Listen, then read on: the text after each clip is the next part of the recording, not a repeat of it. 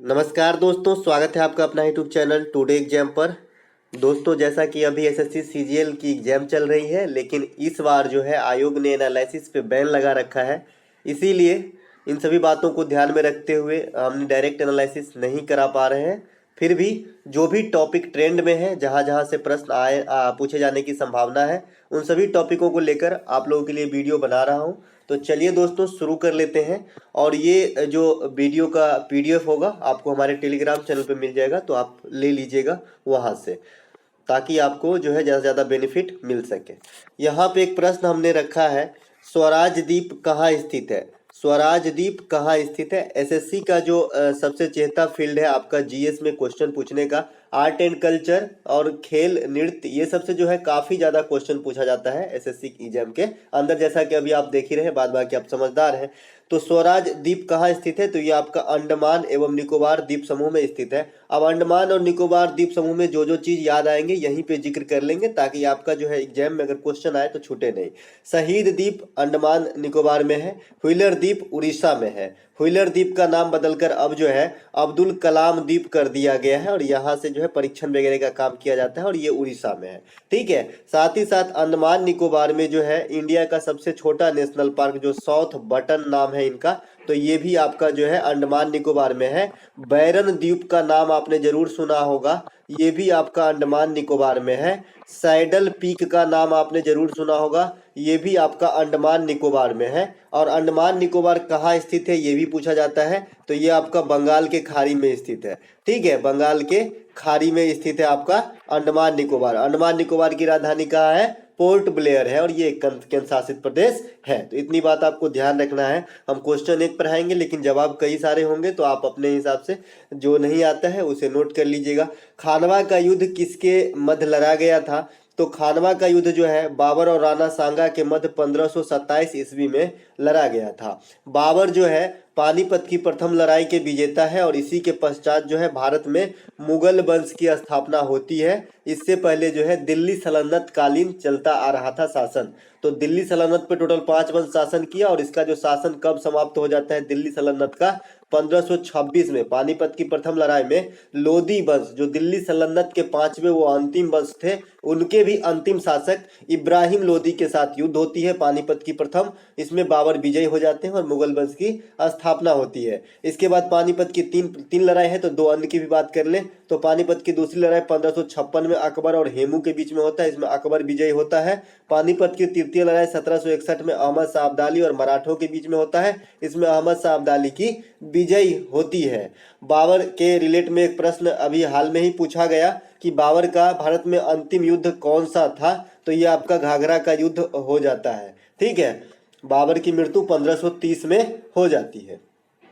अगला प्रश्न है हमारा, पेसमेकर का संबंध किससे है। दोस्तों, पेसमेकर का संबंध में आपको ऑप्शन यकृत, लीवर, हृदय इस प्रकार से देखने को मिलेगा। तो पेसमेकर का संबंध आपका हृदय से है, और हृदय के अध्ययन को क्या कहा जाता है, कार्डियोलॉजी। क्या कहते हैं, कार्डियोलॉजी कहा जाता है। ये आपको वन वर्ड सब्स्टिट्यूशन में भी पूछा जाता है। वैसे जैसे आप हार्ट अटैक आता है तो बोलते हैं ना कार्डियक अरेस्ट, तो इससे भी आप पता चल सकता है कि कार्ड शब्द जो है ये आपका हृदय से संबंधित है।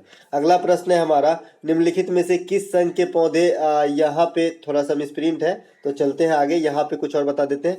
विश्व की सबसे लंबी पौधा अगर आपसे पूछा जाए तो सिकोया होता है, जो अनावृत बीजी पौधे का उदाहरण है। अगर आपको स्पष्ट रूप से पूछा जाए कि आवृत बीजी पौधे में सबसे लंबा कौन होता है, तो यूके लिप्टस होता है। अगला प्रश्न है हमारा, निम्नलिखित में से कौन सा कार्बन का प्रमुख अपरूप है, तो ये आपका हीरा, ग्रेफाइट, फ्लोरीन, कोयला, ये सभी कार्बन के अपरूप है। जिसमें हीरा जो है प्राकृतिक में सबसे कठोर पदार्थ होता है, कठोर पदार्थ होता है। कठोर तत्व या पदार्थ कहिए तो हीरा हो जाएगा, लेकिन धातु कहेंगे तो प्लेटिनम हो जाएंगे। दोनों में फर्क है, क्योंकि हीरा विद्युत का कुचालक होता है और धातु जो होते हैं वो विद्युत के सुचालक होते हैं।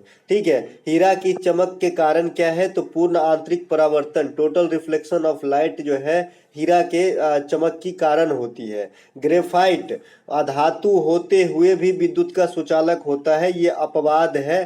ठीक है। और कार्बन के अपरूप है ग्रेफाइट, ये अधातु है क्योंकि कार्बन खुद अधातु है, लेकिन ये विद्युत के सुचालक होता है। इसका उपयोग जो पेंसिल बनाने में होती है, ठीक है, और नाभिकीय रिएक्टर में भी होती है मंदक के रूप में। अगला है हमारा, यहाँ पे लिखा भी है, ग्रेफाइट का उपयोग नाभिकीय रिएक्टर में मंदक के रूप में किया जाता है। अगला है, चौरा चौरी हत्याकांड कब हुआ था? इंपॉर्टेंट है, काफी बार एग्जाम्स में पूछे गए हैं और पूछे जाएंगे। चौरा चौरी हत्याकांड 1922 ईस्वी में हुआ था, और इसी हत्याकांड के जो है मतलब जो बाद है, असहयोग आंदोलन को स्थगित करना पड़ा था, जिसे बाद में बंद करना पड़ा। चौरा चौरी कहाँ है? आपका जो है यूपी में है। असहयोग आंदोलन की शुरुआत कब होती है? 1920 में होती है। किसके द्वारा? महात्मा गांधी के द्वारा। ठीक है, महात्मा गांधी असहयोग आंदोलन चलाए थे 1920 में, जो चौरा चौरी हत्याकांड 1922 के कारण इसे बंद करना पड़ा। चंपारण सत्याग्रह महात्मा गांधी की प्रथम जो है सत्याग्रह है इंडिया के अंदर, जो 1917 में होती है, और ये चंपारण कहाँ है? तो बिहार में है। और इसके बाद ये क्यों हुआ था? तो ये तिनकटिया पद्धति के खिलाफ जो है एक आंदोलन था। तिनकटिया पद्धति करने का मतलब नील की खेती के लिए 3 भाग में 1 भाग अनिवार्य कर दिया गया था। इसी के विरोध में जो है यहाँ पे गांधी जी ने चंपारण सत्याग्रह किया था, जो पहला था। असहयोग आंदोलन भी गांधी जी ने ही किए थे। और चौरा चौरी हत्याकांड 1922 में हुआ था, जिसके कारण असहयोग आंदोलन बंद हो गया था। एक और इसके अलावा दांडी मार्च जो है 12 मार्च 1930 को महात्मा गांधी के द्वारा ही किया गया। इसके बाद 1942 में जो है आपका भारत छोड़ो आंदोलन और स्वदेशी आंदोलन 1905 में, इसमें गांधी जी भाग नहीं लिए थे। तो जो भी आंदोलन है आपका, ये जरूर ध्यान रखिएगा थोड़ा ईस्वी, क्योंकि यहाँ से ईस्वी डायरेक्ट पूछा जाता है कि भाई फला स्वदेशी आंदोलन कब हुआ? तो 1905 में। भारत छोड़ो आंदोलन कब हुआ? 1942 में। दांडी मार्च कब हुआ? 1930 में। चंपारण सत्याग्रह कब हुआ? 17 में। असहयोग आंदोलन कब हुआ? 20 में। चौरा चौरी कांड कब हुआ? 22 में। इस प्रकार से बातें को ध्यान रखेंगे। अगला प्रश्न है, अटल पेंशन योजना में लाभार्थी का उम्र क्या है? तो 60 वर्ष तक के जो आदमी है वो अटल पेंशन योजना का लाभ उठा सकता है। वॉशिंग सोडा का रासायनिक नाम क्या होता है? सोडियम कार्बोनेट होते हैं, NaCO3 होता है। वहीं पे जो बेकिंग सोडा होता है यानी खाने वाला सोडा होता है, इसे सोडियम बाइकार्बोनेट कहा जाता है, NaHCO3 होता है। तो इन दोनों में ध्यान रखिएगा, क्योंकि केमिस्ट्री से प्रश्न देखने को हर शिफ्ट में मिल रहा है। धोबन सोडा भी कहते हैं से, और कास्टिक सोडा जो है इसे सोडियम हाइड्रोक्साइड कहा जाता है, NaOH। ठीक है, थोड़ा फास्ट चलेंगे नहीं तो लंबा हो जाएगा। इंदिरा गांधी के समय कुल कितने बैंकों का राष्ट्रीयकरण किया गया था? तो इंदिरा गांधी के समय जो है 14 बैंकों का राष्ट्रीयकरण किया गया था। ये कब किया गया था? 19 जुलाई 1969 को किया गया था। ठीक है, सर्वप्रथम 14 बैंकों का राष्ट्रीयकरण 19 जुलाई 1969 में। उस समय प्रधानमंत्री इंदिरा गांधी थी, इसीलिए क्वेश्चन को किसी प्रकार से पूछा जा सकता है।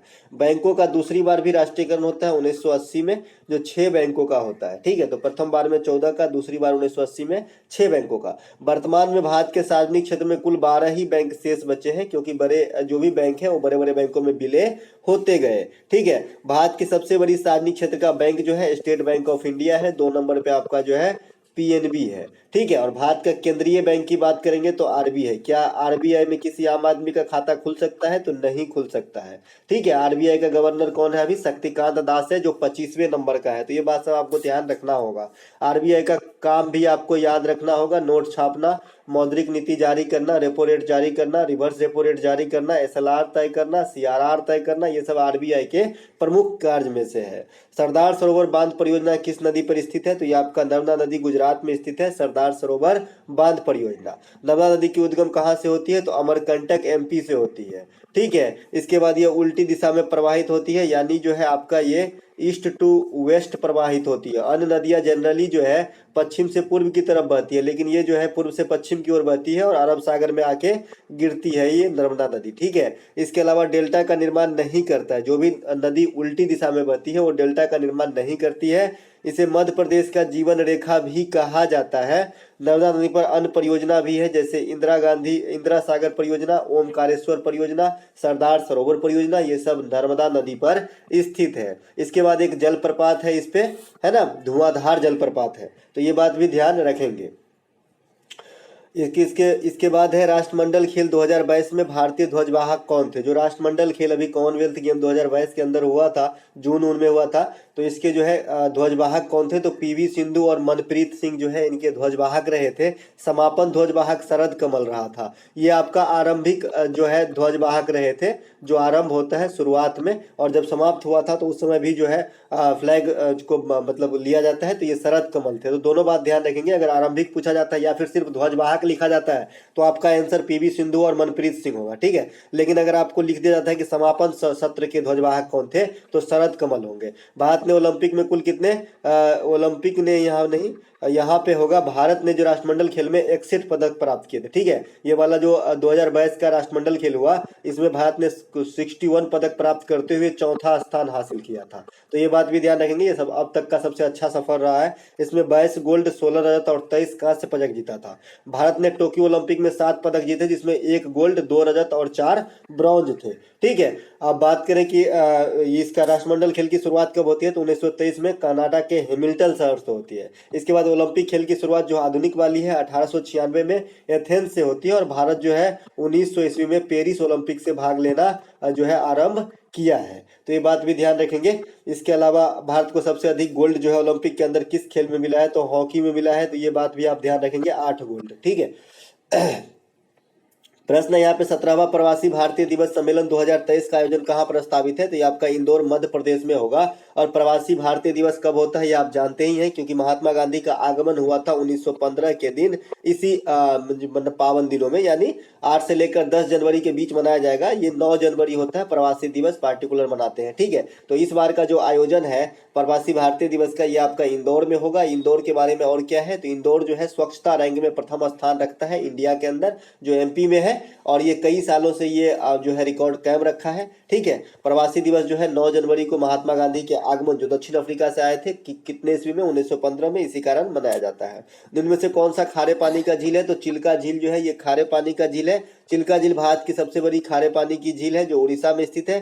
चिल्का झील उड़ीसा में जो स्थित है, इसे रामसर साइट में भी शामिल किया गया है, और ये प्रथम स्थान है जिसे रामसर साइट में शामिल किया गया है इंडिया के अंदर। इंडिया के अंदर जो है रामसर साइट में जो सबसे पहले स्थान दिया गया, ये चिल्का झील को ही दिया गया था, ठीक है। विश्व की सबसे बड़ी झील जो है कैस्पियन सागर है, जो खारे पानी का झील है। कैस्पियन सागर नाम भले है, लेकिन ये झील है, क्योंकि ये सागर के नियम को फॉलो नहीं करता है।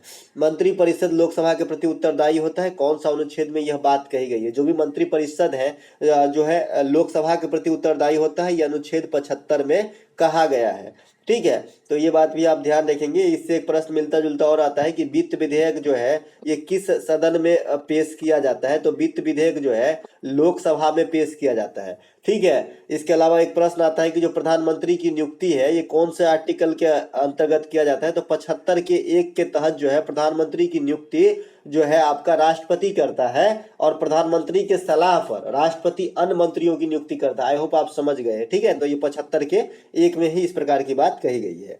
मार्च 2022 तक 100 टेस्ट खेलने वाला प्लेयर कौन है, तो ये आपका विराट कोहली है। और इसके बाद एक क्वेश्चन बहुत अच्छा पूछा मतलब जा सकता है कि भारत के अंदर तीनों फॉर्मेट में, तीनों फॉर्मेट करने का मतलब 50 ओवर वाला, 20 ओवर वाला और टेस्ट क्रिकेट, इन तीनों में शतक जड़ने वाले प्रथम खिलाड़ी कौन है, तो ये आपका सुरेश रैना है, क्योंकि इस पे बहुत कम बच्चा जो है लगाएगा टिक, क्योंकि ऐसा रिकॉर्ड इनके पास है। इसके बाद केएल राहुल बने हैं, रोहित शर्मा बने हैं और विराट कोहली बने हैं। तो ये 4 खिलाड़ी जो है तीनों फॉर्मेट में शतक लगा चुके हैं, ठीक है। लेकिन सबसे पहले सुरेश रैना है, तो ये बात भी ध्यान रखेंगे। एक प्रश्न यहाँ पे, इसरो ने गगनयान इंजन बनाया है, इसमें किस राज्य ने लॉन्च किया है, तो ये आपका तमिलनाडु ने किया है, ठीक है। इसरो की स्थापना की बात करें 1969 में, मुख्यालय की बात करें तमिलनाडु में, वर्तमान में प्रमुख कौन है, सोमनाथ है, ठीक है।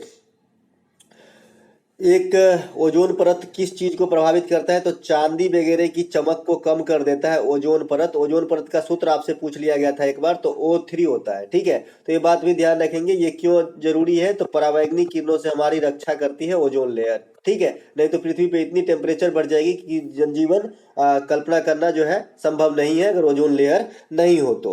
एक प्रश्न यहाँ पे, वर्ष 2021 में मेजर ध्यानचंद पुरस्कार कितने आदमी को दिया गया, तो ये 12 आदमी को दिया गया। मेजर ध्यानचंद पुरस्कार का जो है पहले नाम हुआ करता था राजीव गांधी खेल रत्न पुरस्कार, जिसकी शुरुआत 1991 में हुआ था। और 1992 में जो है ये सबसे पहले आपको जो है जो शतरंज के खिलाड़ी हैं विश्वनाथ आनंद, इनको दिया गया था, लेकिन इसका नाम बदल दिया गया, मेजर ध्यानचंद पुरस्कार हो गया। तो 2021 के लिए 12 खिलाड़ी को दिया गया, ठीक है, जिसमें ओलंपियन है मिताली राज है और आपका सुनील छेत्री, जो दो मिताली राज और सुनील छेत्री ये दोनों अलग अलग हैं, जो ओलंपिक में इस बार नहीं खेले, लेकिन अन्य जो है जो ओलंपिक में किसी न किसी रूप में पदक जीता, जो 20 वाला ओलंपिक हुआ था टोक्यो में 21 के अंदर कराया गया था। अर्जुन पुरस्कार 35 लोगों को दिया गया है हाल वाला, और द्रोणाचार्य पुरस्कार 10 लोगों को दिया गया है। आपसे अर्जुन पुरस्कार की ईस्वी पूछा जाता है तो 1961 से होती है, और द्रोणाचार्य पुरस्कार की अगर ईस्वी पूछा जाता है तो ये भी आपका 1985 से होता है। द्रोणाचार्य पुरस्कार के बारे में एक जो है तथ्य है कि ये जो है किसी खिलाड़ी को नहीं मिलके कोच को दिया जाता है, ठीक है। हड़प्पा सभ्यता में जूते हुए खेत की साक्ष्य कहाँ से प्राप्त होती है? तो कालीबंगा से। कालीबंगा का अर्थ होता है काली चूड़ी, ठीक है, काले रंग की चूड़ी होती है। और ये कालीबंगा कहाँ है? तो ये राजस्थान में है। किस नदी के किनारे है? तो ये घग्गर नदी के किनारे है, ठीक है। तो ये बात सब ध्यान रखेंगे। और हल जो है, हल के जूता हुआ खेत तो कालीबंगा, खाली हल पूछेगा तो बनवाली, ठीक है। हड़प्पा सभ्यता का जो सर्वाधिक सर्वमान्य काल है ये जो है आपका 2500 से लेकर 1750 बीसी तक है, यानी ईसा पूर्व तक है। एक प्रश्न है यहाँ पे, 86वां संविधान संशोधन 2002 में कौन सा संविधान में जो है आर्टिकल जोड़ा गया था? तो 21 का क जोड़ा गया था, ठीक है। स्वराज पार्टी की गठन किसने किया था? मोतीलाल नेहरू और चित्तरंजन दास 1923 ईस्वी के अंदर। यानी इसे आप कोरिलेट करके याद रख सकते हैं कि जब असहयोग आंदोलन बंद हुआ था चौरा चौरी हत्याकांड के बाद 1922 में, उसी के एक साल बाद 1923 में जो है स्वराज पार्टी का गठन किया जाता है मोतीलाल नेहरू और चित्तरंजन दास के द्वारा, और इसकी अध्यक्षता जो है चित्तरंजन दास के पास होती है, ठीक है। ये बात तो अभी कर ही लिए थे कि चौरा चौरी हत्याकांड कब हुआ। विश्व जल दिवस कब मनाया जाता है? तो 22 मार्च को आपका विश्व जल दिवस मनाया जाता है। 22 मार्च को ही आपका बिहार दिवस मनाया जाता है। 22 अप्रैल को पृथ्वी दिवस मनाया जाता है, ठीक है। 22 अप्रैल को पृथ्वी दिवस मनाया जाता है। अंतर्राष्ट्रीय महिला दिवस 8 मार्च को मनाया जाता है। तो ये बात सब आप ध्यान रखेंगे। पोंगल किस राज्य में मनाया जाने वाली त्योहार है? तो तमिलनाडु में मनाया जाता है पोंगल। पोंगल जो है 4 दिन तक मनाए जाते हैं। पोंगल जो है कई प्रकार के होते हैं, अलग अलग नाम दिया जाता है अलग अलग दिन को, है ना। और ये बेसिकली तमिलनाडु में मनाया जाता है। तमिलनाडु में और भी त्योहार होते हैं, जैसे जल्लीकट्टू होते हैं, थाई पूसम वगैरह होते हैं। ओनम केरल में मनाया जाता है, ठीक है। इसके बाद एक प्रश्न है यहाँ पे कि मनुष्य में गुणसूत्रों की संख्या कितनी जोड़ी होती है? तो 23 जोड़ी होती है, ठीक है, जिसमें 22 प्लस एक्स होती है ना, 22 प्लस एक्स। अब यहाँ पे ये फीमेल में कॉमन होती है। अगर मेल यहाँ पे वाई डोनेट करता है तो मेल बच्चा पैदा होता है। अगर मेल से भी एक्स डोनेट होता है तो आपका जो है बच्चा होने जो होती है वो फीमेल हो जाता है। तो इस प्रकार से आप समझेंगे। हड्डियों की संख्या 206 होती है। पसलियों की संख्या जो है 24 होता है। जो आपका जो बक्ष गुहा के ऊपर जो फ्रेम टाइप का देख रहे हैं इसे ही पसली बोलते हैं, और ये 12 जोड़ी है यानी 24 है। मांसपेशियों की संख्या 639 होती है, ठीक है। कहीं कहीं ये 640 भी आपको देखने को मिल जाता है। एक प्रश्न है यहाँ पे कि PMGAY का फुल फॉर्म क्या होता है? तो प्रधानमंत्री ग्रामीण आरोग्य योजना होता है। आरोग्य शब्द से यहाँ पे जी को जे लिखा गया है। आरोग्य शब्द से आप समझ सकते हैं क्या होता होगा, क्योंकि जो चिकित्सा वगैरह से संबंधित होते हैं उसे आरोग्य बोलते हैं। आरोग्य मतलब स्वास्थ्य लाभ, ठीक है। तो ये झारखंड में 2018 में शुरू किया गया था, और इसमें जो है एक परिवार को 5 लाख तक का चिकित्सीय लाभ देता है। जीएसटी कब लागू कराया गया था? 1 जुलाई 2017 को। जीएसटी का फुल फॉर्म भी आपसे पूछा जाता है, गुड्स एंड सर्विसेज टैक्स होता है। 101वां संविधान संशोधन के द्वारा इसे लाया गया था। और ये किस प्रकार का कर है? तो अप्रत्यक्ष कर है। अगर आपसे पूछा जाए कि सभी प्रकार के अप्रत्यक्ष कर मतलब टैक्स को बंद करके एक सिंगल जीएसटी लाया गया, और ये इसको जो है आपका अनुच्छेद 279E में जो है रखा गया है। और जीएसटी परिषद के अध्यक्ष कौन होते हैं? तो भारत के वित्त मंत्री होते हैं। तो ये सभी बातें को आपको ध्यान में रखना है। डीआरडीओ की नए चेयरमैन की नियुक्ति हो गई है। कौन है? तो डीआरडीओ के नए चेयरमैन जो है समीर बी कामत है। इससे पहले जी सतीश रेड्डी हुआ करता था, ये इन्हीं का स्थान लिया है। डीआरडीओ की जो है स्थापना है यह 1958 में होता है। मुख्यालय की बात करें तो दिल्ली में है, और ये भारत के रक्षा विभाग से संबंधित सर्वोच्च संस्था है। यहाँ पे है पद्म भूषण प्राप्त करने वाला प्रथम पैरा एथलीट कौन है? तो ये आपका देवेंद्र झाझड़िया है, जो भाला फेंक से संबंधित है। बंगाल टाइगर किस वन में पाया जाता है? तो सुंदरबन में पाया जाता है। सुंदरबन डेल्टा विश्व की सबसे बड़ी डेल्टा है जिसे गंगा ब्रह्मपुत्र डेल्टा भी कहा जाता है और यहाँ सुंदरी की वृक्ष पाई जाती है। इसके अलावा सुंदरबन डेल्टा में जो है मैनग्रोव प्रकार का वन पाया जाता है। मैनग्रोव वन तो आप जानते ही होंगे, दलदली वाला वन होता है और यहाँ पे जो है काफी विविधता पाई जाती है। ठीक है, हॉर्नबिल त्योहार किस राज्य से संबंधित है? तो हॉर्नबिल बेसिकली एक पक्षी का नाम है और ये आपका नागालैंड में इस प्रकार का त्योहार मनाया जाता है, हॉर्नबिल। ठीक है, और नागालैंड का राजकीय पक्षी भी हॉर्नबिल ही है। लाय हरोबा त्योहार जो है ये त्रिपुरा में मनाया जाता है। चेरी ब्लॉसम त्योहार जो है ये मेघालय में मनाया जाता है। मृतकों में कौन से कार्बनिक पदार्थ पाया जाता है? तो मृत जीव जंतु में जो है कार्बनिक पदार्थ जो होते हैं उसे जीवाश्म कहते हैं। ठीक है, तो ये जीवाश्म हो जाएगा इसका आंसर। 2023 में अंतर्राष्ट्रीय ओलंपिक समिति की बैठक कहाँ की जाएगी? तो ये मुंबई में की जाएगी। तो दोस्तों जो भी टॉपिक से प्रश्न प्रचलन में है और मुझे जो भी लगा कि यहाँ से क्वेश्चन आ सकता है, आप लोगों के लिए वीडियो बनाया। अगर अच्छा लगा हो तो लाइक कर लीजिएगा और ये पीडीएफ जो है टेलीग्राम चैनल से ले लीजिएगा। मिलेंगे एक नए वीडियो में, तब तक के लिए जय हिंद।